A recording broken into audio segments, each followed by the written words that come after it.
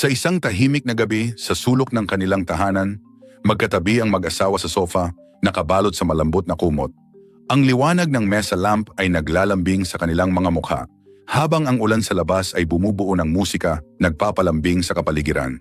Alam mo, sa bawat araw na magkasama tayo, parang lumalalim ang pagmamahal ko. Hindi ko maisip ang buhay na wala ka. Pangarap ko, magkasama tayong tumanda. Ikaw ang dahilan ng bawat ngiti ko. Sa hirap at ginhawa, pipiliin kitang mahalin araw-araw. Kahit anong dumating, hindi kita bibitawan. Kahit mahirap minsan, ikaw pa rin ang tahanan ko. Sa mga pagsubok, mas tumitibay tayo. Walang iwanan. Pangako ko, ikaw ang simula at dulo ng bawat araw ko.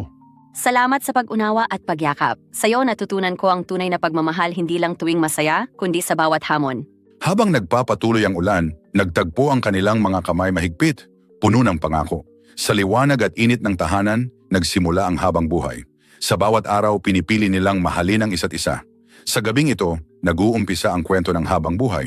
Ang eksena ay unti-unting lumalabo, nananatili ang larawan ng magkakapit na kamay, nakabalot sa liwanag, init at pangakong walang hanggan.